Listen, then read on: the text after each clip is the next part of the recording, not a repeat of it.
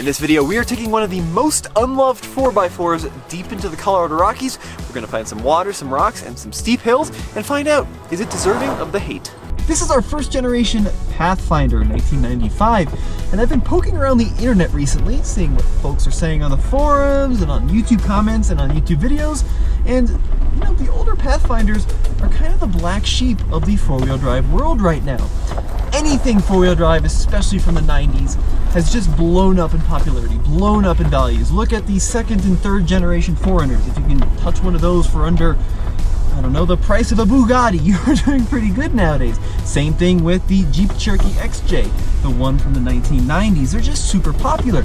But these older Pathfinders aren't much loved.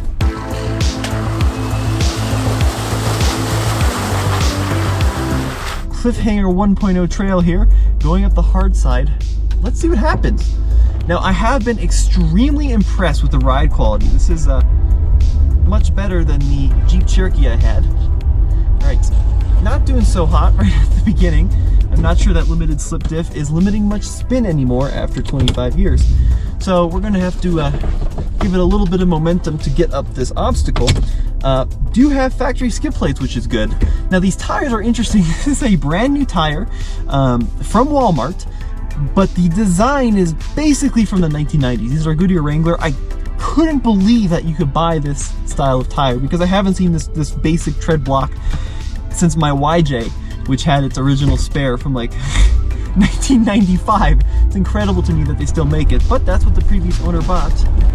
That limited slip is not doing anything, but that's okay. We'll find a way to work around it.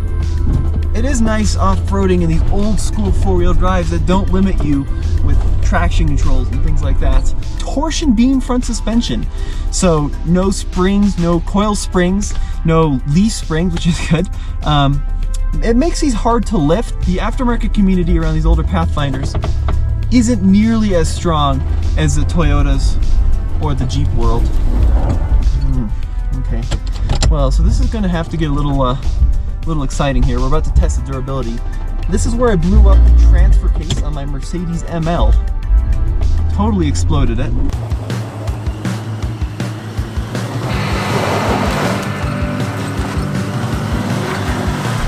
This at this point is more a test of traction aids and lockers. So third gen Foreigners had factory lockers you could option. I don't know if the second gens did. Cherokees I don't think ever had a factory locker, maybe an LSD. Isuzu's I don't think had a rear locker, and neither did the Monteros as far as, oh no, Montero may have. Let me know in the comment section below, but in terms of off-road gear from the factory, it's pretty comparable to the other Japanese rivals, so not bad at all. So gearing feels really pretty good actually. I was impressed with the low range capability. And you know, articulation, not the best, but with skid plates and a good solid four-wheel drive, we didn't have any issues blowing up transmission, axles, anything like that on that hill. Pretty impressed. Let's keep going.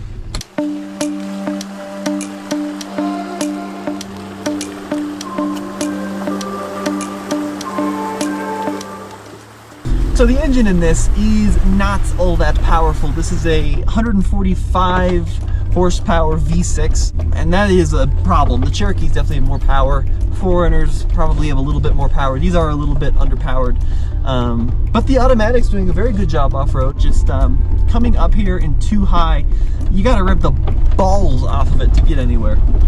So other pros, I think it's a good looking SUV. It's very unique, very squared off, very chiseled. If you can find without rust, they do definitely stand out. It's a really good size. I mean, I think, just gut feeling, this is probably Bronco sport size, Ford Escape size, maybe even smaller than like a Toyota RAV4, so super easy to maneuver on the trail. I am pretty roomy. I'm 6'1". Let's see, do I have enough room? There is a chicken in the road, or is that a turkey? Is that a turkey? Yeah, we're gonna find out why the chicken crossed the trail today. But yeah, size is great, and interior volume is excellent because these older SUVs weren't nearly as filled up with safety stuff. The ride's really, really good, and it could be because it's a little bit worn out, the suspension, but I'm amazed by how soft and compliant the overall ride is on this old thing. Super, super pleased with it. Ground clearance feels okay. Say that as I'm about to jam a rock into the quarter panel, but No, it's really not bad at all, and it's protected. Recovery points, we got one in the front, got the hitch in the back too, which you can use to recover. It's all good. Really doing pretty well. I mean, this is the thing, right? You could take something like an Outback up here if you really wanted to. You could force a Subaru Outback up this trail, but it wouldn't be happy. You'd be fighting the CVT. You'd be worried about the plastic cladding on the side and the lack of underbody protection. You're better off spending $4 grand on something old like this, something that you don't worry so much about crashing into trees and cracking the underside with. And I think it'll go further, because even though this doesn't have the traction aids like something such as a new Subaru, you can power up things, right? You just take a run at it, and you know that the four-wheel drive system will put up with it. The low range with no traction control will let you spin until the wheels fall off, and it's just, I always feel more confident, even though on paper this is probably less capable than some of the new CUVs. In the real world, I think this is more capable than pretty much every new CUV, because it's just basic, old school, and so far really tough.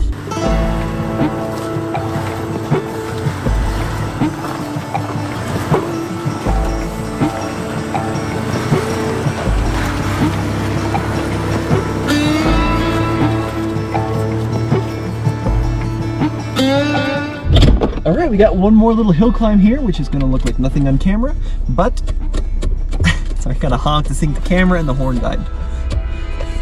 Now my email's going. But we're going to see what happens on this steep, loose hill climb. You know, I gotta say, I'm impressed with the performance out of the first generation Pathfinder. I would say the ride is one of the best used car rides I've ever experienced. And the grip feels pretty good, even with these questionable vintage looking tires. You know, it got to work on that rear LSD a little bit, but yeah, it's the right size. That is such a big deal. It's super small, feels very lightweight, really nimble, and it's well made. I mean, 26 years old this thing is, nothing is really squeaking at me, nothing is rattling too bad. Overall, I think it's great. I feel like it's better constructed than the American SUVs of this era, something like the Explorer, maybe the old Blazer Jimmy, the little guys. I get the impression that this is better made and will last a longer time. But once again, that was a pretty significant hill, full of loose shale. We walked right up that thing like it wasn't even there. I've got very little bad to say about the Pathfinder at this point. Apart from used parts being remarkably expensive on these first gens, because I think they're just kind of rare, overall, it's a good little four-wheel drive. It really is. The hate, I think, is undeserved for the most part.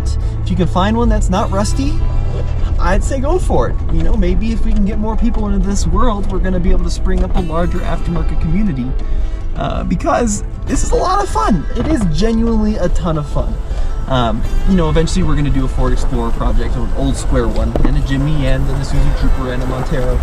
But so far the Pathfinder has been meeting my expectations, well beyond what I'd expect it would. And at the quarter of a price of a 4Runner, half the price of a good Cherokee XJ now, why not? It's still a Nissan, and Nissans of this era were legendarily well made. I don't know, go for it. It's good. It's really good.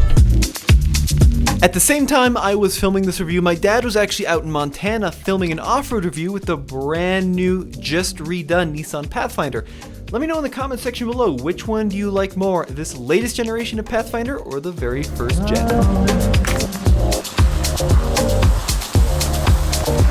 There you have it, an off-road review of the first generation Nissan Pathfinder. I'm going to have to find some harder terrain because even in stock configuration, this thing ate up everything we threw at it. It was a ton of fun out here in the dirt. And you know, personally, I would get this over something like a Ford Bronco Sport Badlands, or, you know, a Subaru Crosstrek, or even the Outback Wilderness, because I just feel that these old Japanese 1990s SUVs are so rugged, they're so tough. Basic four-wheel drive, not a lot of tech, no lockers, no X modes, nothing like that. But give them some gas, point up the hill, find the right line, and this thing will go a lot of places that the new stuff won't. The new stuff with a lot of plastic down the sides and underneath. You gotta get something old school. I love it. I think it's really cool, not worthy of the online hate that these Pathfinders get. And let me know what you think in the comment section below, what else you'd like to see done to this Pathfinder. But as always, this has been Tommy with the Fast Lane Off-Road. Check out TFLoffroad.com for the latest and greatest in new SUV reviews and old SUV reviews.